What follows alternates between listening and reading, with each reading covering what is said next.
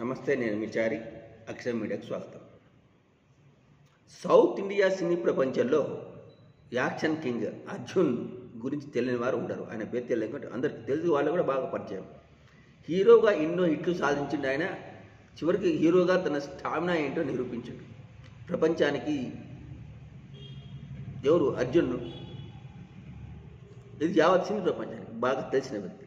అలాంటి Arjun, action king అర్జున్కు నిజ జీవితంలోనూ ప్లస్ ఆధ్యాత్మికంగా సామాజిక పరంగా కూడా ఎన్నో సేవా కార్యక్రమాలను చేపట్టాడు. వీటన్నిటికి గుర్తింపుగా మన అర్జున్కు ఎంజీఆర్ యూనివర్సిటీ గౌరవ డాక్టరేట్ను ప్రదానం చేసింది. ఈ కార్యక్రమంలో భాగంగా